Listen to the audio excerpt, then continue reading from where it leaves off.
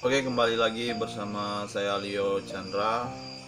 Di kesempatan kali ini saya akan menjelaskan apa itu psikoanalisa.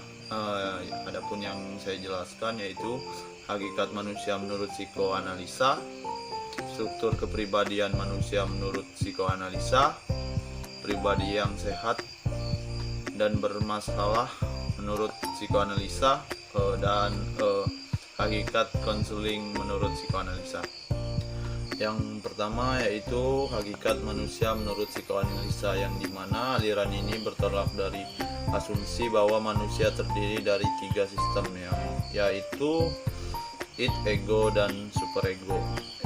Id adalah dorongan biologis dan ego itu adalah kesadaran tanpa realitas, dan superego adalah kesadaran normatif. Psikoanalisis memandang perilaku manusia banyak dipengaruhi masa lalu, yang dimana alam tidak sadar dan dorongan-dorongan biologis yang selalu menuntut kenikmatan untuk dipenuhi. Dengan demikian, psikoanalisis memandang bahwa manusia adalah buruk, liar, kejam, kelam, non-etis, egois, nafsu, dan bertumpuk pada kenikmatan jasmaninya. Yang berikutnya yaitu struktur kepribadian menurut psikoanalisa, yang dimana dalam teori psikoanalitik struktur kepribadian manusia itu terdiri dari id, ego, dan superego. Id adalah komponen kepribadian yang berisi impuls, agresif, dan libidinal, merupakan bagian dari aparatur mental sekaligus merupakan komponen terpenting sepanjang hidup,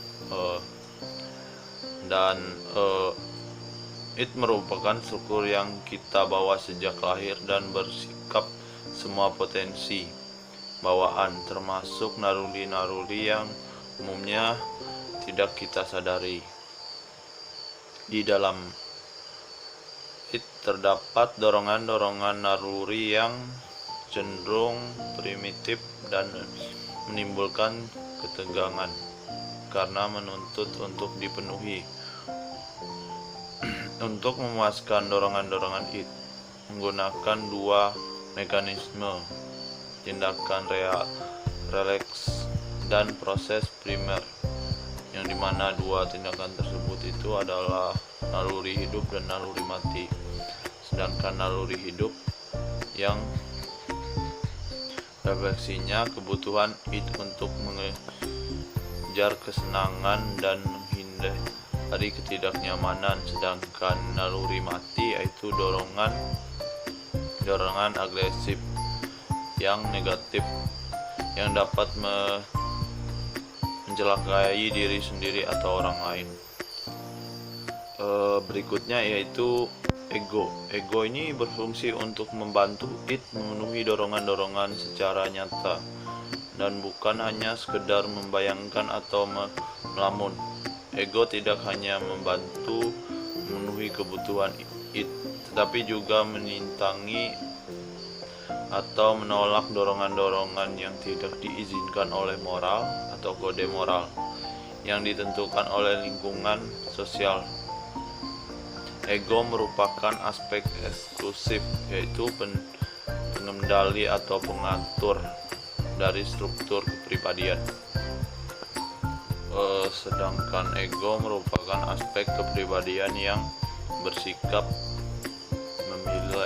menilai-nilai atau kode moral masyarakat yang diinternalisasikan melalui pendidikan orang tua. Manusia yang ikuti arahan superegonya cenderung bisa menyesuaikan dirinya dengan baik, namun mungkin menderita karena banyak dorongan kesenangan yang tidak terpuaskan. Sebaliknya, manusia yang kurang mendengarkan superego cenderung bisa memuaskan dorongannya, tetapi sering kali ditanggapi rasa bersalah. malu dan cemas. Superego berfungsi membatasi dorongan-dorongan id dan mengendalikan ego agar tidak melakukan tindakan yang bertentangan dengan kode moral atau moral masyarakat. Dan berikutnya yaitu pribadi yang sehat dan bermasalah menurut psikoanalisa, yang dimana pribadi yang sehat menurut psikoanalisa yaitu pribadi yang sehat menurut teori psikoanalisa adalah pribadi yang mampu menyelaraskan antara id, ego, dan superego, sehingga dalam pribadi secara utuh manusia tidak mengalami masalah-masalah yang berhubungan dengan kecemasan. Ego bertindak secara rasional dan bukannya secara irasional. Ciri-ciri pribadi yang sehat menurut psikoanalisa adalah sebagai berikut, yaitu ego bersifat secara realistis, dapat menggunakan struktur kepribadian secara efektif, mekanisme pertahanan dirinya bersifat efektif. Yang berikutnya adalah pribadi yang bermasalah menurut psikoanalisa.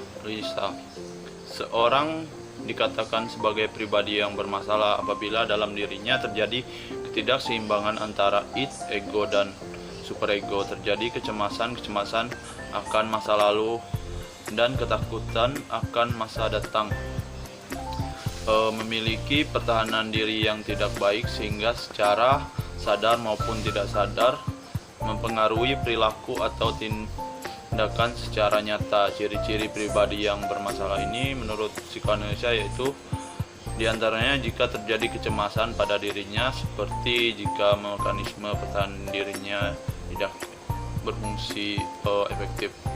Dan di sini ada juga hubungan antara id, ego, dan superego pada 3 individu, yang dimana individu yang pertama id-nya lebih mendominasi dari ego dan superego, yang dimana jika id-nya mendominasi maka seorang akan selalu mencari kesenangan.